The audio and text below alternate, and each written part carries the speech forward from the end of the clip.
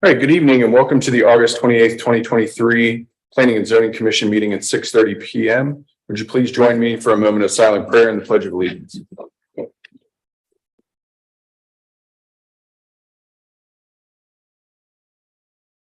Amen. Pledge allegiance to the flag of the United States of America and to the republic for which it stands, one nation, under God, indivisible, with liberty and justice for all. Roll call, please. Mayor John. Here. Mr. Schopenhauer. Here. Mrs. Cooper. Here. Mr. Lawrence. Here. Mr. Rod. Here. Mrs. Here. All right, all present. We do have the commission review of a zoning code amendment, and the anticipated process is a review, questions, comments, and the commission action.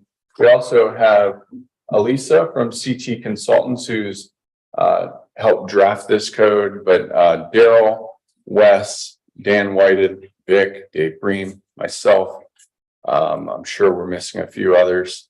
We have folks from I believe the Montrose group tuned in a little bit to help us with this. So I think we've made a very efficient draft.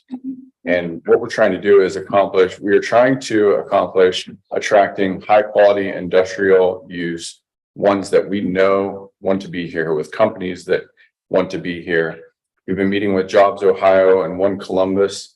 Both of those entities are either the state or the region's economic development arm, the ones that help create jobs and attract businesses.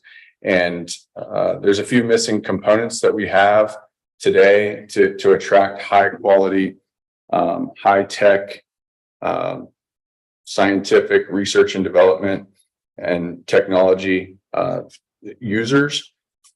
This is one of the major dependencies of that, is creating a new zoning code. And the reason we took this approach as opposed to amending our industrial or planned industrial code is they were just so far apart in terms of, what are we trying to do? Let's take like a good use case or several good use cases and say, what should the code look like? And I mean, I'm not ashamed to say we went out and we didn't steal, but we borrowed language from other municipalities that have done this before. And so the bottom line is I think we have a really good product that both cares for the existing uses where this potential development could go, but it also does a really good job laying out a foundation for creating a very nice zoning district, in my opinion. One that I know the schools are very interested in,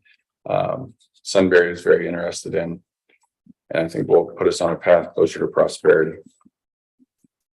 With that said, there is a draft in front of you. I believe you received this potentially on Thursday or Friday. And do we want to have any of our professionals like Ms. Rogers or Mr. Hall, Mr. Hennessy, give any additional context into the zoning code? Elisa does have a presentation plan. So, Well, excellent. Questions after that. I think that would be a great starting point. Hello, Elisa, can you hear us? Yes, sir, I can. All right, welcome. Welcome. Can y'all hear me okay? Perfect. Okay, I'm going to share my screen, or at least attempt to.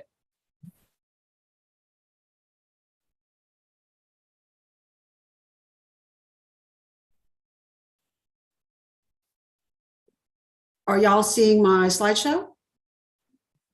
Not yet. No, we are not yet.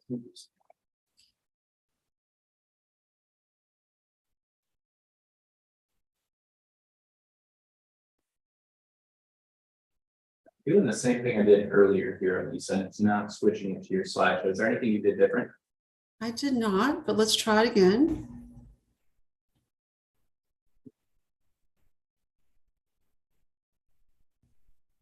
There it is. We're seeing the presenter view of the slideshow. There we go. Awesome. So as the mayor said, I am Elisa Duffy Rogers with CT Consultants. I have a presentation that highlights the new limited industrial district. Please feel free to interrupt and ask questions or to comment if y'all are okay with that approach. That works. Awesome. And again, if you have trouble hearing or if the video does anything odd, please let me know that as well. I will review the major components of each subsection of the new limited industrial district and explain some of the features of those subsections. I will also briefly discuss the amendments, the other amendments that are necessary to effectuate this district, and then finally entertain any other comments or questions. Let's start with an overview of the district. It's a conventional district, meaning it's not a planned district. Conventional zoning districts is a district where the land use is controlled through the regulation of the height and the bulk of buildings. It has common setbacks. It controls the type and intensity of uses. And the purpose of a conventional zoning district is to control land use in a uniform way throughout the zoning district with similar uses and development standards and dimensional regulations applying to all parcels within that district. So contrast that with a planned district, which has unique standards and uses that are specifically designed for the site that is then rezoned to the planned development district. And so that's the difference between the two districts, between a conventional and a planned. The limited industrial district will be a floating district, meaning that it will exist in the zoning ordinance, but it will not appear on the zoning map until a landowner requests a rezoning and the rezoning is approved by the city council. If the rezoning is approved, a zoning certificate and accompanying site plan approval will be required. As this ordinance is currently drafted, sites must be 200 acres to be considered for the rezoning into the limited industrial district. Before I go any further, are there any questions about this overview? Okay. So the purpose of this new district is to permit a range of limited industrial and employment uses in an industrial park setting that has more of a rural character. Before we look at the use table, let's talk a few minutes about the types of uses that are then in this new district. Your existing ordinance utilizes permitted uses and conditional uses. With the limited industrial district, we are adding an additional use type called a restricted use. A restricted use is a permitted use with additional objective requirements. If the use complies with these additional requirements, then it is basically treated as a permitted use and there is no discretionary review required. If the use can't comply with the use specific standards, with those objective standards, the use is deemed conditional and must be considered through the conditional use process. The use specific standards are meant to control certain aspects of the use so that the use is more appropriate in the district, whether the use is classified as restricted or conditional or accessory. Let's take a few minutes and look at a portion of the use table. On the screen, you see the office and retail uses. General office uses are permitted by right, whereas the retail and personal service establishments are restricted uses. This is because of the purpose of the district, the intensity of retail and personal services is limited by the use specific standards. Most of the uses permitted in the limited industrial district are industrial ones, and they are permitted by right. But more intense uses are conditionals, and those are things like the concrete batch plant, industrial manufacturing, which is defined as having a heavier industrial intensity, and then recycling facilities are conditional as well.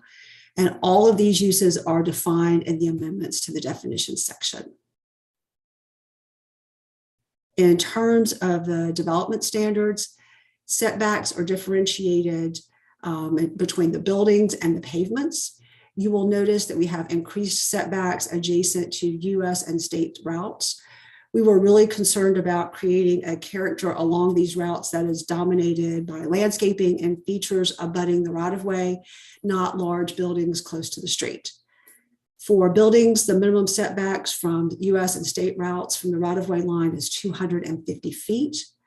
The minimum setback along other right-of-way lines and private streets is 50 feet, and those would be those streets within internal to the industrial park. The minimum setback from the perimeter of the limited industrial district is 25 feet. And the minimum setback to protect residential and agricultural uses is 100 feet. And that would be whether the district permits the use or whether the lots are actually occupied by residential and agricultural uses, whether or not they're permitted in the underlying district or not. In terms of the minimum setback, again, we have a 250-foot setback for pavement adjacent to US and state routes. This requirement will prevent any parking in front of the building. The minimum setback from other rights-of-way line is 25 feet. And again, those would be the setbacks along areas that are internal to the industrial area, to the industrial park. Because of the enhanced building and landscape and site design and performance standards that really are integral to the purpose of this district, we have included detailed design, landscaping, and site standards. And I wanted you to notice that we are supplementing those with what we're calling the Sunbury Limited Industrial Advisory or Administrative Policy. This policy is incorporated by reference and will include things like the desirable tree species, planting details, specifics for the fencing required adjacent to the right-of-way. So I will spend a few minutes and highlight some of these building design standards, but before I do that, are there any questions about the setbacks or any of the things that we've covered so far? Okay. So in terms of the design standards for buildings, new buildings and new facades have to have a consistent architectural character in terms of style and materials. All the elevations of a building that are visible from the street have to have a similar treatment in terms of, again, style and materials and design. All building elevations on an individual building have to be compatible with each other and reflect a consistent design approach. 50% of the front facade has to have primary building materials, and those are things like brick and stone and masonry, composite wood siding, CMU, glass block, those kinds of things. The front entrance must be architecturally prominent. Principal structures must have at least 2 different facade materials, not including the windows. The front end elevation must have at least 25% transparency, which means windows on the first floor level. And other elevations that are visible from a public street have to have 20% transparency. Metal siding, which is not an architectural metal panel, is prohibited if it is visible from the right-of-way or residential zoning district or residential use. Prefabricated metal buildings and untreated masonry block structures are prohibited, as well as reflective and mirrored glass is prohibited. Overhead service doors can't face the street.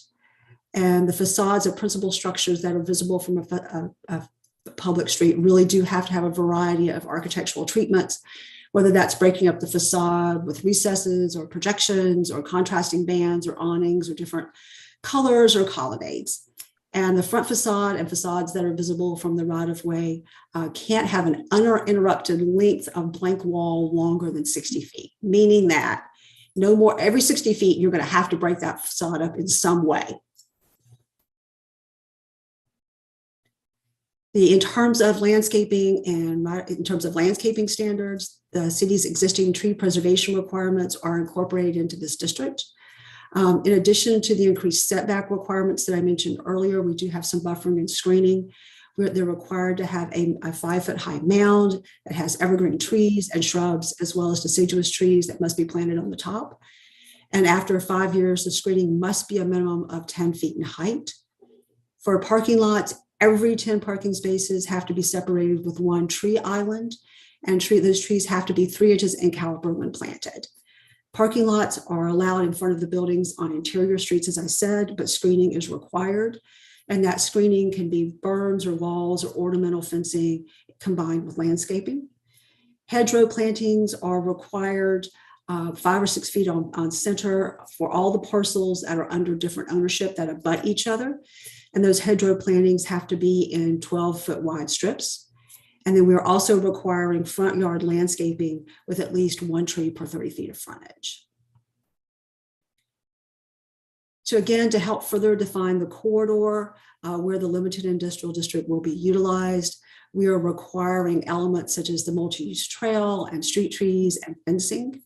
These features will be significant to helping to define the character of the district, especially as you're viewing it from the street. There are also minimum parking requirements in the district, and in general, we are requiring less parking in this district than we do in your other standards for parking. In addition, the Planning Commission may further reduce the required parking when the applicant provides a parking assessment or parking data from comparable sites that indicates the need for less parking. In terms of stormwater, at the time of the rezoning, applicants must provide a preliminary stormwater management plan in order to coordinate stormwater facilities across the district. And stormwater facilities can't be visible from the street unless they're developed as a site amenity. And the ordinance does include language to define what is a site amenity, and it has to be things like, providing pedestrian access and amenities and treating the stormwater facility more as a feature as opposed to a utilitarian device. In the district, in terms of performance standards, we reference the city's existence nuisance regulations, and we include standards for lighting. We have an established maximum pole height of 30 feet, unless you're within 300 feet of residential property, in which case it has to be dropped to 18 feet. For outdoor storage, screening isn't required unless it's visible from the street or within 200 feet of a residential boundary. If the screening is required, it must be 8 feet tall, and the storage area has to comply with the applicable minimum setback for pavement.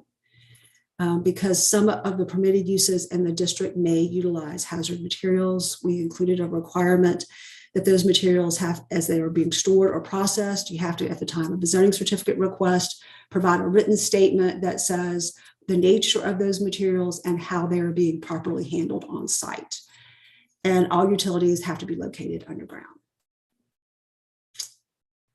As we discussed earlier in the presentation, this is a conventional district. And so once properties are zoned into this district, they are then looking at, in terms of the next level of review, would simply be a zoning certificate, which is complemented with a site plan. And then during the Planning and Zoning Commission's review of a site plan, the applicant can request waivers and deviations to standards in the district. And there will be other amendments besides the district itself that are necessary to effectuate this district. One would be section 8113, which is your establishment and purposes districts section. This section actually establishes all of your zoning districts, so it has to be amended in order to incorporate the limited industrial district. As I mentioned, there are a whole bunch of definitions that are being included for all of the defined uses. And then finally, we are creating a new section for all the use specific standards. And so what you see on the screen are all those specific uses that have those standards. Some of those are restricted uses, some of those are accessory, and some of them are conditional.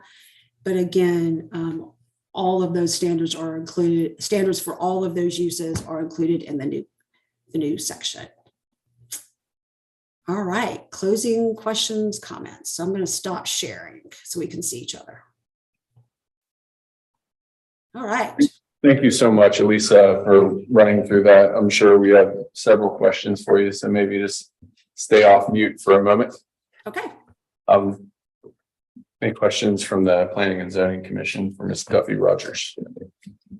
I have a list of things that I wrote down while I was reading this stuff that I'm not sure if it's a question or how do we to address it or anything like that. Sure. One of the first things I saw in the definitions is what do we do about definitions that aren't listed? You know, things that we haven't thought of that are going to be new. How do they get in there? Like, how do they get reviewed or anything like that? You know, I was thinking of new uses that, you know, because 20 years ago, nobody might have thought of solar. You know, how do those new things get in here? Good question. And how do we tell them what's, if it's not qualified, where that is? You know, like we know we don't want residential in this, you know, but how do we tell them that in the definitions? So that was one area. Do we want to answer that question, Elisa, or do we want to take these down? How do we want to respond to these questions and comments? It's easier if I just respond to each one, if that's okay. Okay. Yes, please. So all of the uses that are the use table are defined here, with probably the exception of solar or that kind of thing. If there are any particular definitions that you think are missing, I'm happy to add those. Was there something in particular that you noticed besides I was this? looking for the things that haven't been created yet, you know, with Intel and all this other new things that are going to be created in the next 10, 15 years. How do we address that and putting that, you know, in here? Yes, ma'am. If you will look on page 3 of the district under subsection C, I included a phrase that says, or other uses of like or similar nature that promote the purpose of the district are permitted when they are determined to be similar by the Planning and Zoning Commission. So if there's a use that, you know, comes about 5 years from now that we are not anticipating, then someone can bring it forward and ask for the Planning and Zoning Commission to have a similar use determination. Right. One of the things is, how do we in the regulations or when they're building this address things like grain dust, you know, if they're doing agricultural, you know, and they're bringing in trucks and the grain that causes grain dust, there are smells from, you know, factories and, you know, like perfume, from petroleum and things like that. Or even if because of the type of work it is, it attracts animals and insects. Where do we talk to them about those type of precautions and things? So we incorporated your existing public nuisance regulations. We referenced those on page 16 of this chapter. And that does regulate, you know, light, glare, odor, those kinds of things. If there are other nuisance issues that you're concerned about, then we should include them in this chapter. We included the hazardous materials. We included a little bit more about lighting, the outdoor storage. But I'm more than happy to look at your public nuisance. Yeah, that's one of the things, you know, because those are things you've got to address while they're getting built and everything. It's hard to do once they're already here. Right. And then the other thing I would say is, in addition to whatever nuisance standards are in your zoning ordinance, you probably also have nuisance standards within your general code of ordinances. But what I will do is, again, look at your nuisance standards that are in section 81160110 and see if they're lacking. And then I will also look at your general code of ordinances to see if there's anything else that we might potentially be missing in terms of typical nuisance problems. Okay, you mentioned hazard materials, and that was another one. Is there a way for us to require them to update us if they get OSHA penalties or EPA penalties or black marks or whatever agency, if it's hazarding materials to the city, so we become aware of that? Yes, I will add that on page 15. I'll add 2 things. One, if because you know, it's potentially they could get their zoning certificate and 5 years from now have a different hazard material. Mm-hmm. So why don't I add that they need to alert the city if they receive any violations from state or federal laws, and then update whenever they change their hazardous materials or their processing thereof. How's that? That sounds good.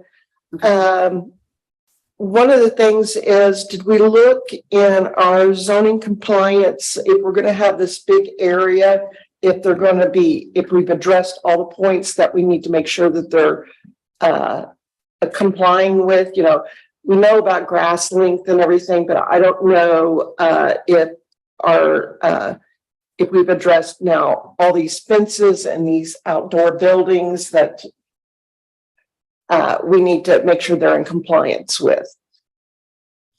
I'm sorry, I don't understand the question. I guess my head's just kind of, I'm trying to look at, you know, like we look at zoning compliance. Do they keep the lawn? No, that's easy. You know, do they maintain their fence? And all those are the simple things.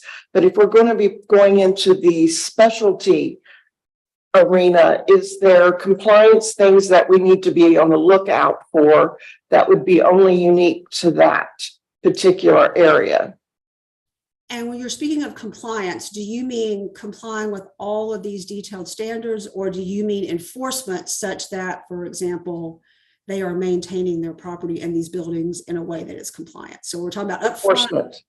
I'm sorry? Enforcement. Enforcement. Okay. So you need me to look at your enforcement measures and make sure that they're not lacking. Right, because if we're going to go into these specialty areas, we need to make sure that our compliance is also there, Okay. or enforcement of it. I think that would be separate from this particular code. Yeah, would but be it in our would be just on the list of things we need to do. Okay. One of the other things I had was we talked about a blank wall and treatments. Is that going to allow like murals and words and things like that? It talked about architectural elements, but it didn't really talk about, could they actually just put a mural up there, or could they be advertising up there? So we certainly can address whether or not murals are permitted as a way of breaking up a blank wall. Advertising and that kind of thing is going to come under your signed ordinance. And truthfully, we have not looked at your signed ordinance to see how it would be impacted with this ordinance. Do you have a concern about murals? Do you like murals?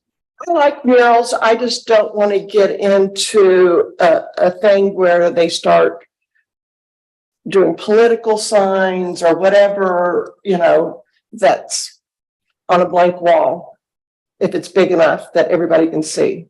So again, it's going to come under your signed ordinance, and I have not looked at your signed ordinance truthfully, but please keep in mind that signed ordinances have to be content neutral.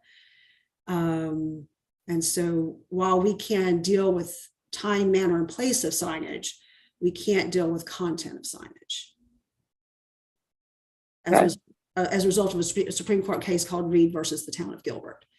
But I will look at your sign ordinance and see if there's anything in it that gives me pause as it relates to this ordinance. And the last thing, I'm from Oklahoma in the Texas area, and I'm not a fan of wind farms. They're not in favor of wind farms. Okay. They're Is this a personal ugly. opinion, or is That's this a your personal opinion. They're very, member I- opinion? I think they're too big for this area. 200 acres is too small. 200 acres is the minimum. I know, but they take a lot of space, so that's just my personal opinion. I'm sorry. All I have. Do we allow wind farms in this zoning district for? No, we do uses? not. I didn't think we did. No, we do not. Okay. And we only allow solar as an accessory use as opposed to a principal use. So for example, if they had, a small solar farm to power a data center, that would be permitted, but we do not allow solar or wind as a principal use in the district. We turn up the volume a little bit. That's all I had. Okay, great. Good feedback. Any other comments or questions? Want to go, Jeff? Sure. Okay. Starting with, let's see, in the definition section on page 5.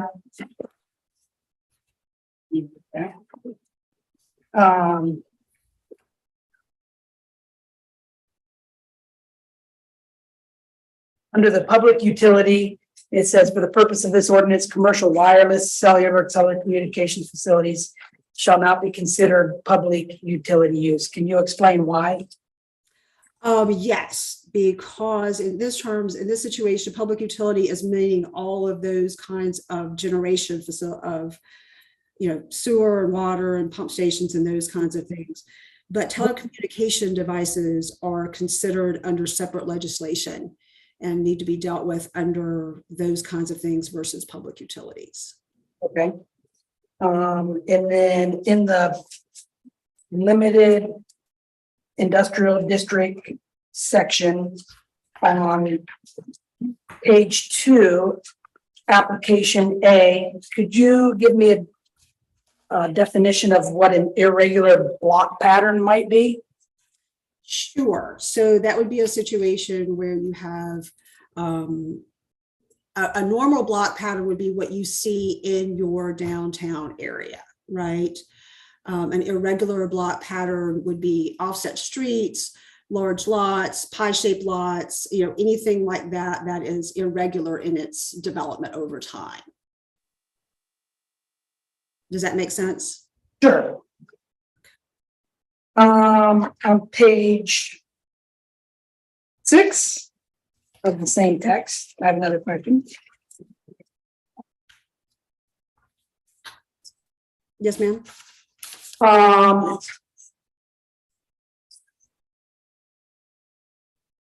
So it talks about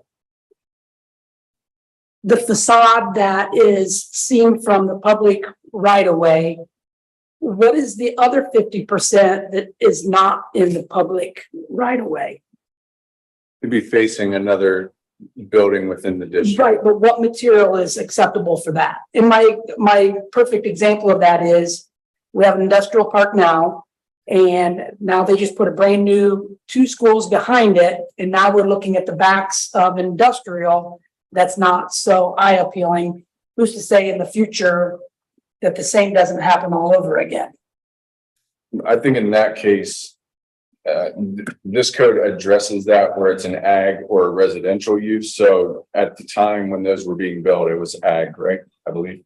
What they're talking about, Lisa, correct me if I'm wrong, where it's saying metal siding is permitted, it doesn't necessarily say that, but if limited industrial district building A backs up the limited industrial building B, they could have metal siding facing each other, correct? Correct. They could. Okay.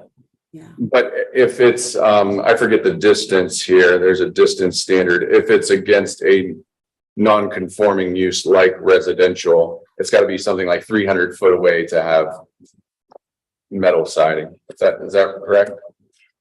Essentially, we are regulating what goes on the front facade if it's visible from a street, and then we are regulating what it has to look like within a certain distance, and I'm looking for that as well. So metal facade siding is prohibited if it is on any facade visible from right of way or residential zoning district or use. So there is no specific standard, it just has to be visible. So the problem with that in terms of enforcement or regulation is defining what is visible. So, and that is on page 6, number 6. So we could change that to say if it's within X number of feet of a residential zoning district or residential use, if that would give more comfort. Okay, it was just a question. And then on page 7, under rooftop equipment, number 11, it says that it excludes solar energy from having to be screened. Correct. Why is it excluded? It could be screened and still capture full sun. It could, but we excluded it specifically because how the solar panel is positioned and where it is on the building and all of that could make it difficult to screen it. So that is why it's specifically excluded. The other reason it's excluded is that you're screening rooftop equipment for 2 reasons. One is visual and 2 is noise. And the solar panels in and of themselves aren't particularly noisy. And so we're not as worried about the noise aspect. But what about the visual aspect? Again, I would hesitate to screen a solar panel just because it may inhibit its purpose. I don't believe that's true. Okay. And then also on page 8. Joe, I just want to let you know, Lisa's on our team. I know, Okay. but my point is just because it's solar panels, we don't have to screen it. If the solar panel's here, why can't the screening not go above it? But it doesn't need to go above it because you're looking at it on an angle to begin with. Why is it excluded? That's my Maybe we can take it away just as a general staff. Let's look at this and see like an example of screen solar versus non-screen solar, and if there's any examples of, hey, screening hurt or didn't hurt the use case. Is that okay? Joe, what do you mean, like, if there's a panel on a roof and you put kind of a curb, if you will, around it, where the top of the curb might be? Well, as long as it's height, screened, I mean, if So we're you don't- looking up at the top of the roof, so you don't see the edge. and you're seeing all the railing and everything holding it up, and the bottom of the screen, you know, of the solar panels. See the. If it was screened like everything else, you wouldn't see that. I was thinking more of like, so a rooftop unit on a flat roof gets that screening around it where you don't see the rooftop AC units, you know, that's. So on a flat industrial roof, from a distance, if the side of the panel would be bothering you, there could be some curve where it's not above the panel. If we go above the panel, then the sunlight angle may be. But you're just thinking about that, and any visual more on a roof area from a distance. Right.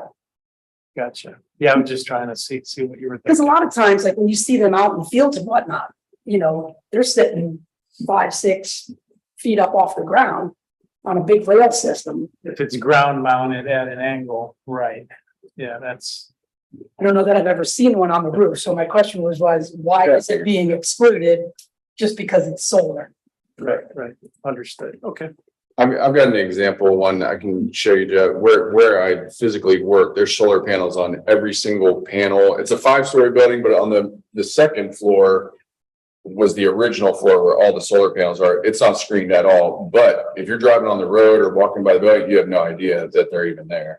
Now they screen the air conditioners and the furnaces and things up on the top, but yeah, the entire building is covered with solar panels. You've had no idea. I mean, if it can't be seen, it doesn't need to be screened. Right. And that But goes back like to what the I was saying physical- was if it sticks up above, then shouldn't it be screened? Yeah, I think I see what I hear exactly what you're saying. Maybe we can just pull up some Didn't use do a good cases. job of explaining it. Yes. 7 Easton Oval, Columbus, Ohio, 43219 on record research. And lastly, my last question is in regards to all the varying tree sizes.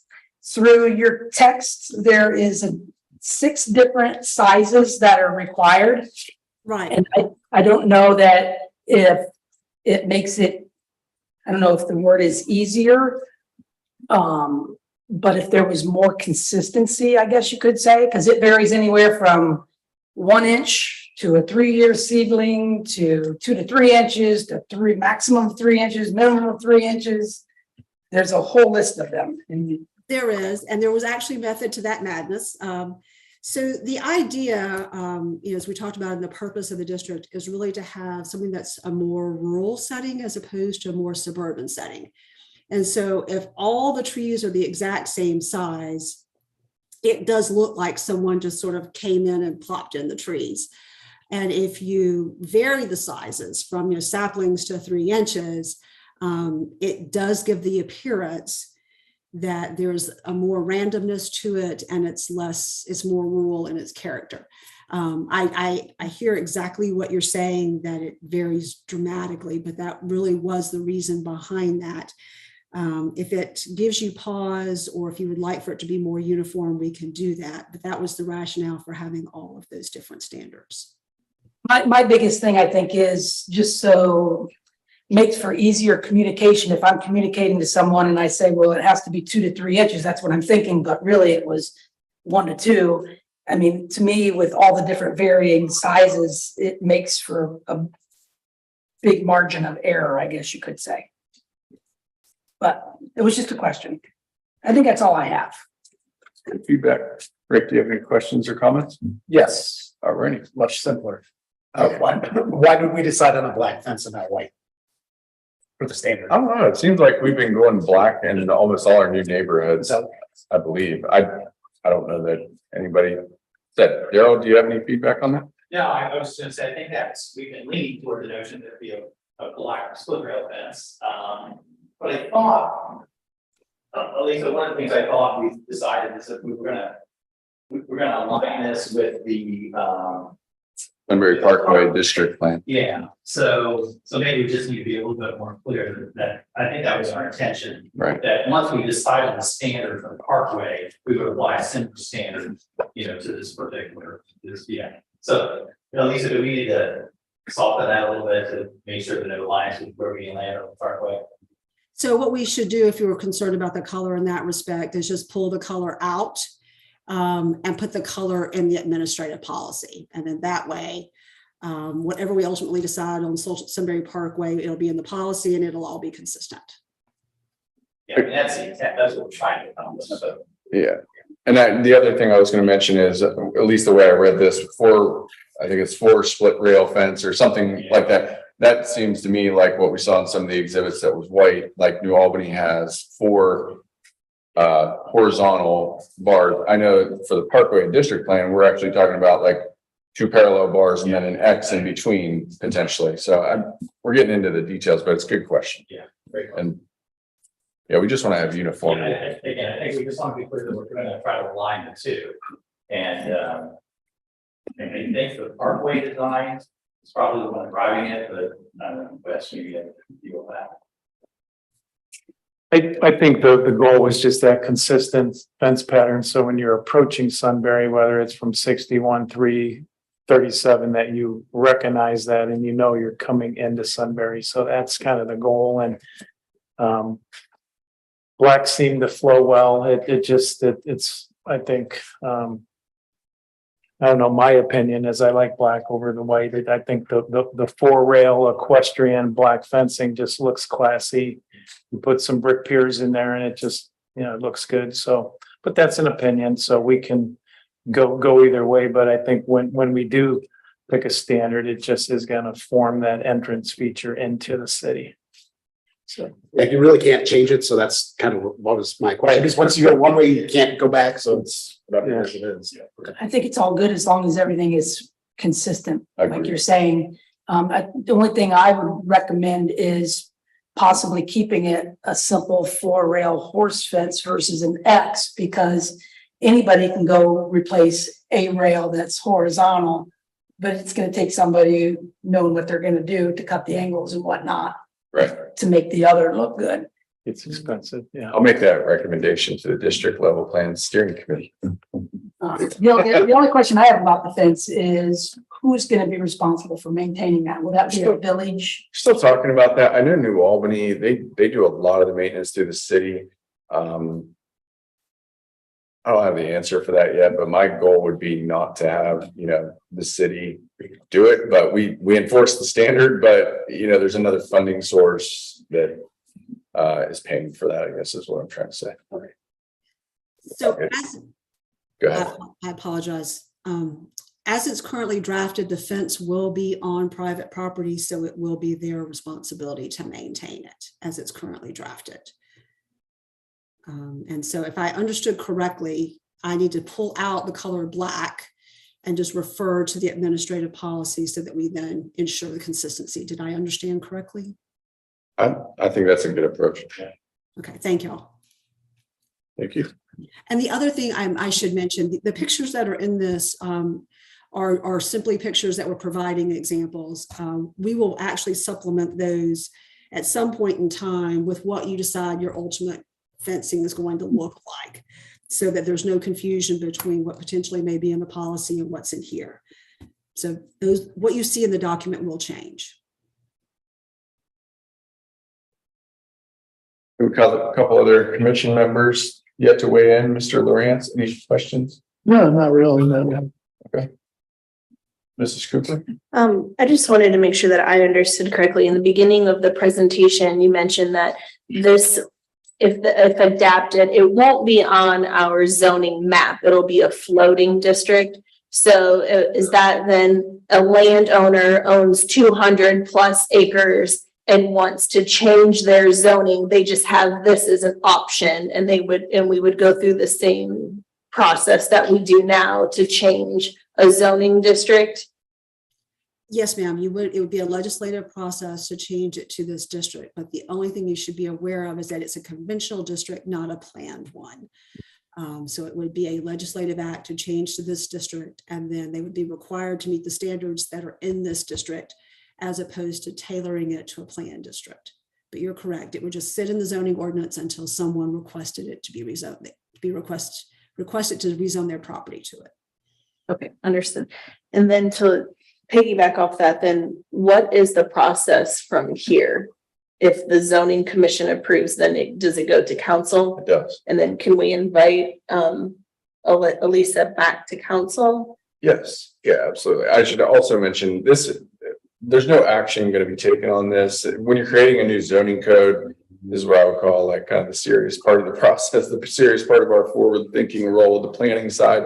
And we do need to schedule a public hearing, and we would need to take formal action in the Planning and Zoning Commission. Same thing with City Council. They would also need to schedule a public hearing and go through the reading process as well. So I know we're not done having this discussion yet, but my goal at the end of this, after we have feedback, and as long as we're generally as a body all on board with like the concept of our existing codes, I think we know have shortfalls. It's an extreme headache, at least in my opinion, when we have to, amend our standards in terms of granting divergences and variances as they come through, as opposed to saying, okay, what do we want this to look like, and having a code that maps that out. I mean, if there's divergences and variances, they're still going to have to come through the process, but we would anticipate, based on the feedback that we've gotten from the private sector, that this is a solid zoning code that could be deployed right away. So at the end of this, if we're all comfortable generally, I would recommend that we schedule a public hearing for September 25th meeting. I'm comfortable with that. Right. I'm comfortable. Okay. All right. Straw man. All right.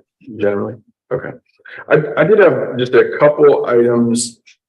So this draft has gone through probably 10 different iterations at the last minute. And when I say the last minute, the last few weeks, where it's been between, CT and the city, and then we've pushed it out to actual like users that want to be here as well, and saying, hey, like, does this actually match generally? Like, what if you build these in another place, does this generally match? And I mean, generally it does. I would say ours is the best compared to anybody else's. That's my opinion. But one thing that came in late last week that I thought was a valid concern was around the minimum setback from US and state route right-of-way line. I do agree that we need to have a significant buffer. And we're talking about like State Route 61 or Interstate 71 or State Route 37 or US 36, State Route 30, those types of things. I do think it's important that there's a significant setback, but there's a little bit of nuance there. And one of the questions they brought up was, what if we wanted to put like a guard shack up or a security shack? If you've ever seen like, I don't know. I mean, a data center is probably a good example. Like they have security personnel that are closer to the road, but then obviously the building and the pavement are set way back. I think that's one thing that we maybe didn't capture here, because this basically says no buildings shall be, within 250 foot of the right-of-way line. Is that the way you interpret it, Elisa? The way Yes. Okay. So I we're think going to that flexibility, and I know this still has to go through discussion here, but if we wanted to, how would we formulate that language? so. All we would have to do is, if you look at the use table, the development standards table on page 5, Yes. on footnote B, we say that landscaping, stormwater features, signage, and entry features may be located within the setback. All we would have to do is say, accessory buildings no more than X or Y square feet for the purposes of security may also be located in the setback. So it would be a fairly easy fix to do. Okay. Generally, are there any major concerns from the commission if I were to ask Elisa to add that? As long as it could be moved in the future if needed, not Okay. permanent. Like say the road expands, whatever, the interstate expands, Right. you don't want to be held up just by that. How does that work, Wes? like lane expansions and things. Probably place it outside of right of way, but within the private property, so maybe some setback from right of way. If there's an access drive going back into a large building, we could put some distance from that right of way. So the right of way is gonna be wide enough to allow lane expansion on a roadway, and then some setback from that right of way potentially. So we could think about that, and Maybe I'm throwing out an example, but like 50 feet from the right of way, you could have an accessory building not to exceed 300 square feet or 800 or 1,000 square feet or something. height and limitations on the size and the height, right? So it's outside of the lane portion, but it's far enough away where it's not right up against the property border.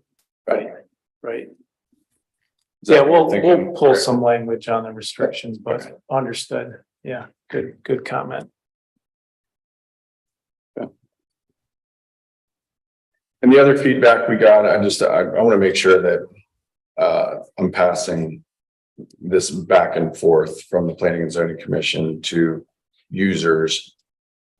The users think that 250 feet is a little bit extreme and would like to have that reduced down to 200 feet.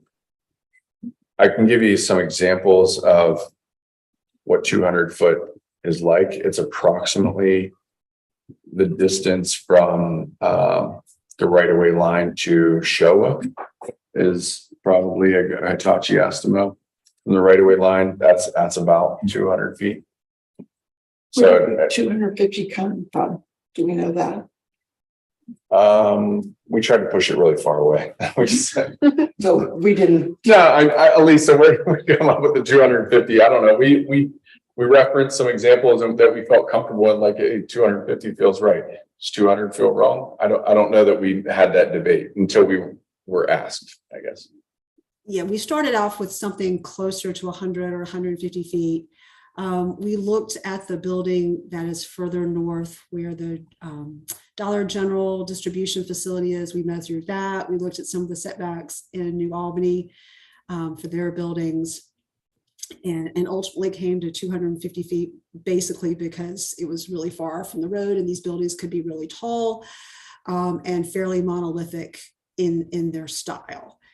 In terms of perception, if you have a building that's 65 feet tall or 70 feet tall, 200 or 250 feet is not going to be a huge difference in terms of how it's going to be viewed from the right of way, especially given all the landscaping that we're requiring. We're creating, sorry, this is jumping a little bit further along. I mean, our goal is to make it look nice. I mean, especially from state routes and US routes. We want it to look very nice. And I love like our opacity standard in here, which is basically like, you know, as trees are built up and moundings build up and the distance, you know, how much the building are you actually going to see from the road? I think it's 30%, if I'm not mistaken, after 5 years. Or is that correct? Or is it 70%, Lisa? We really don't have an opacity standard for the front setback. We are solely dealing with distance and landscaping. But if you had a completely flat site and you chose not to do any berming because we're not requiring any, you could see the entire building from the right of way. Okay. But again, at 200 feet, you're not going to, it's going to, and all the landscaping that's required. The major component as you're driving down the road is not going to be the building. That is not going to be what's going to define the character. What's going to define the character are the things that are abutting the right of way or in the right of way, such as the trees, the path, and the fence, and then all the landscaping, and then a building.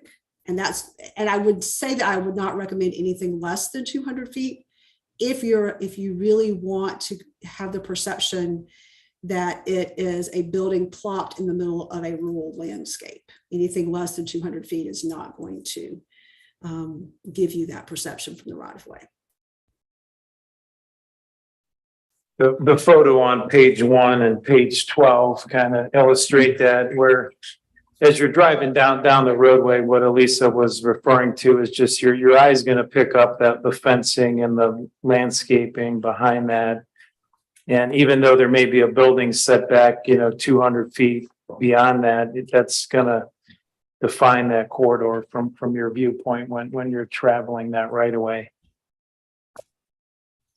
So just a illustration of that to help define what you referred to. And that's precisely why those pictures were put in there, just to give you a frame of reference. In regards to your setbacks, where do we fall in the spectrum of the different setbacks that you looked at? Are we kind of toward the more aggressive, less aggressive, or more in the middle? What would you say? You are falling toward the most restrictive.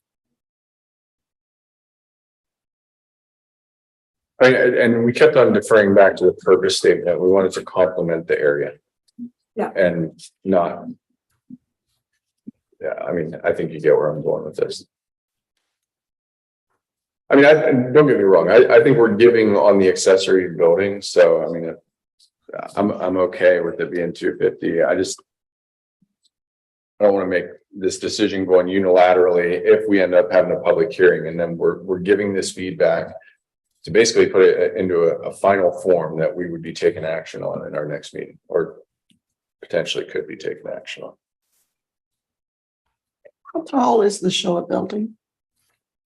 I don't know. It's probably at its peak. It's probably 50 feet, maybe 55, something like that. I'm not sure. So it's less than the 65 that's in here.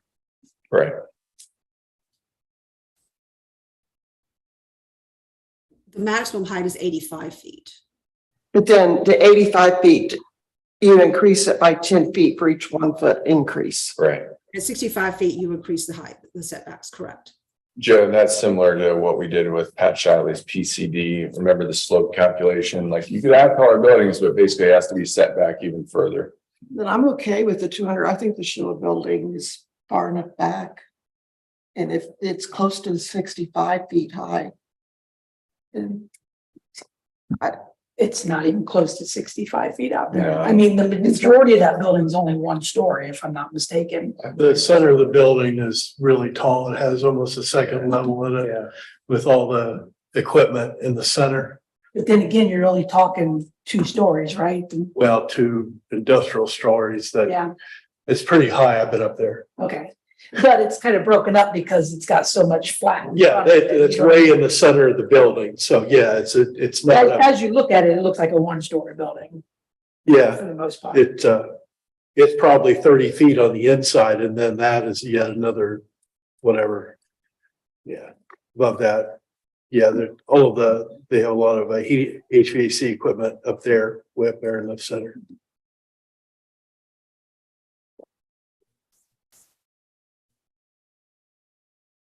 At 85 foot buildings. All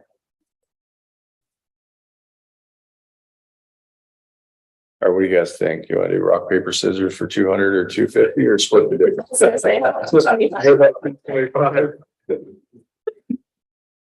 If we say 250, are they just gonna come at us every single time and want a divergence and so that's rhetorical, but They might come after 200. I know. 200. So Yeah, I know. is that 200 and we hold our I mean, it's less than a football field, 250 feet. I mean, it's not very far in the grand scheme of things.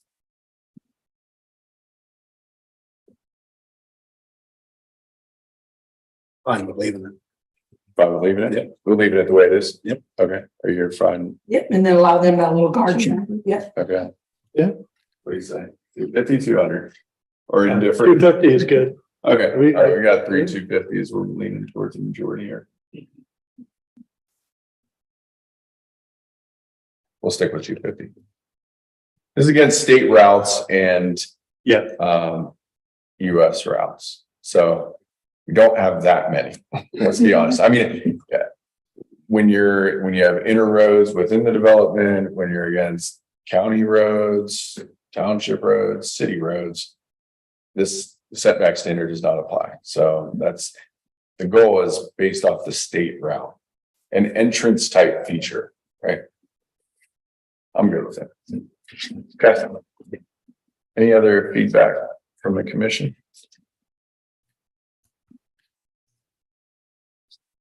Elisa, you did great.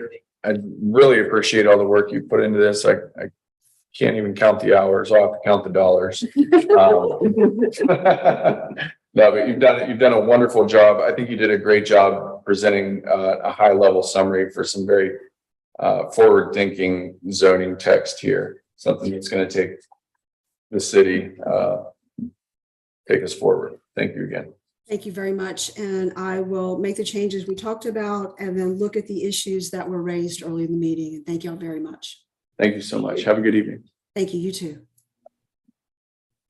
All right. Any other internal discussion on this? Okay, I would like to move to initiate an amendment to the Sunbury zoning ordinance based on the draft amendment submitted with the amendment comments to the commission at tonight's meeting, and to schedule a public hearing on the amendment for September 25th, 2023. Can I have a second? Second. Second by Mr. Riva. Discussion. Roll call.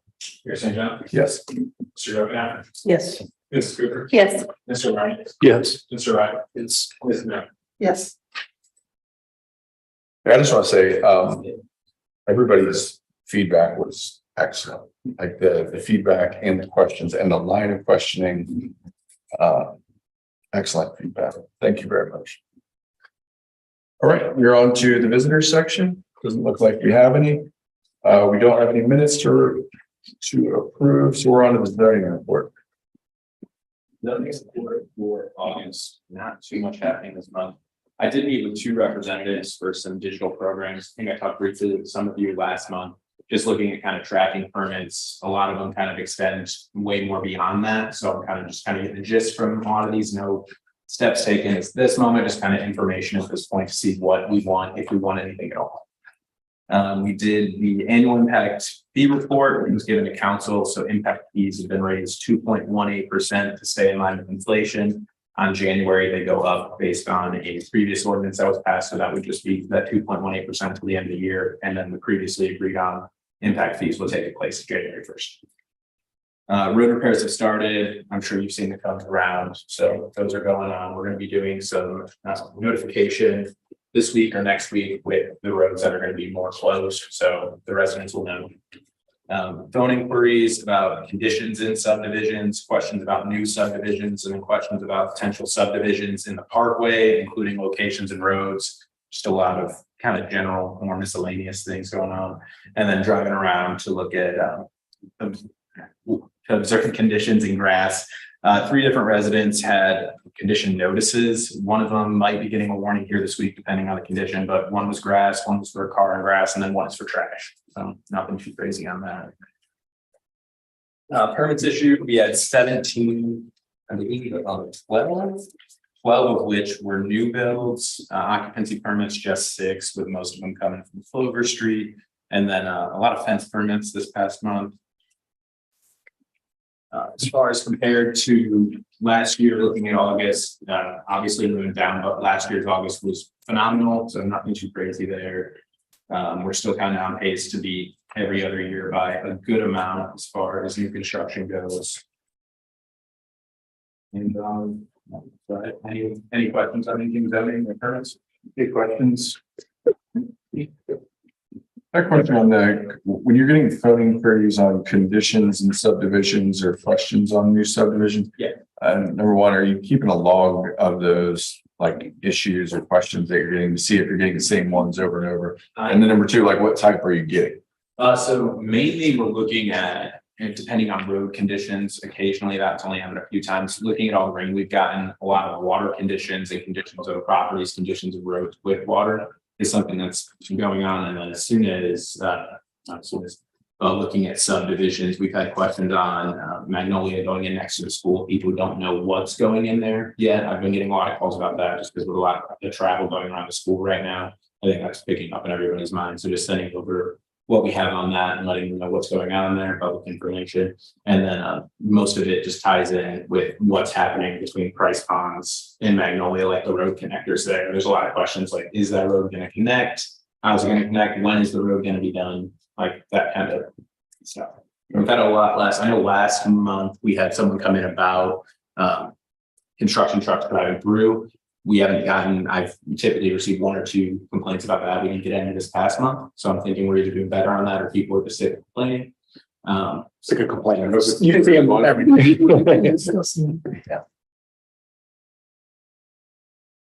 Yeah, I think the construction traffic, if I'm not mistaken, on Golf Course Road, if you've been out there from north or south, there's a sign, I think it's a township sign, if I'm not mistaken, it has something to do with weight limit in a certain period of time. Mr. Anderson can probably speak a little bit to that. I was just gonna add, I did meet with the town, Georgia Township, we talked about the weight limit sign that exists out there, asking them to go back and do a research on it. I think he basically is saying the county engineers report about the, the weights of the pole, so he's got to work it into the engineer's office, but he's heard our appeal to remove that if at all possible after Price Ponds finishes its improvement on Golf Course Road. So they haven't committed to that yet, but we're asking to seriously consider it, because I think you're right, Mayor, is that some of the construction traffic has seen the weight limits and redirect to the residential area. Obviously, we're trying to do that.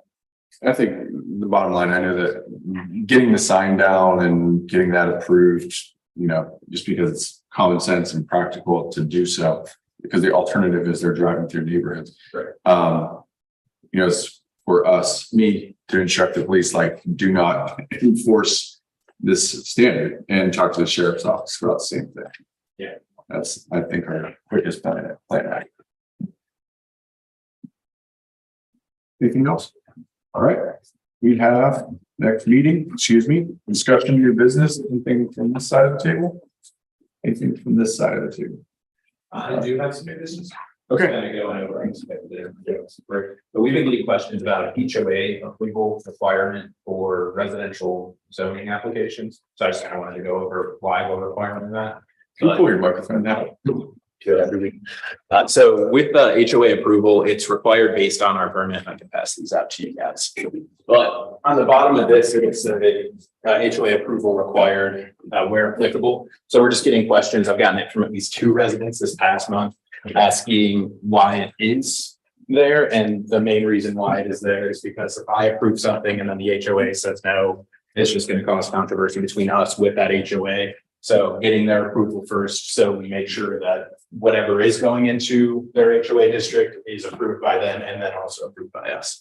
So I just want to make sure if you guys have any questions, how that works at all. But it is not currently in our zoning ordinance, but I do enforce it based on this application process. I think it makes sense. I mean, the HOA standards are typically more restrictive than the city standards in general. I mean, especially around aesthetics. So if the HOA is approving, I mean, the order of operation, HOA approves, more or less, they've gone through the major toll gate, and ours should be, well, I don't want to say virtually a sign off, but like we just marry it up against our code, make sure there's no discrepancies, and issue the permit. Yeah. And that's definitely how it's working. What do you think, Rick? I agree, but I think with the new developments that come in, we're probably gonna have to take a closer look just to make sure they match when they come through, because I don't think that's something we'll get. You're right. I know there's a discrepancy between the types of fence restrictions. I think what we're defaulting to right now is the HOA standards are more restrictive than the city. And even though, like, for example, black aluminum fence, I don't think our city code actually like technically allows that.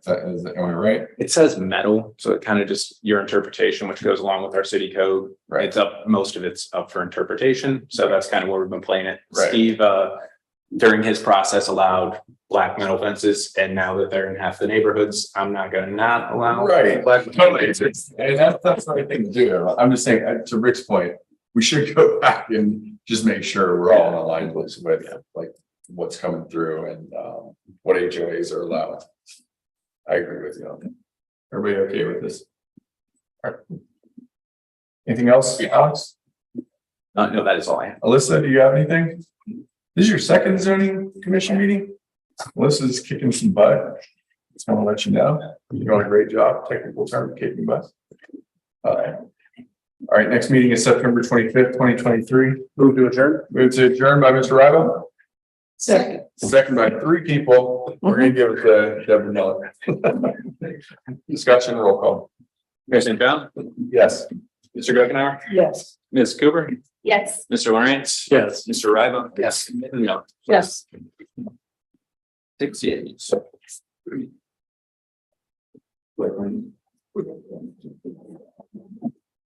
Speech.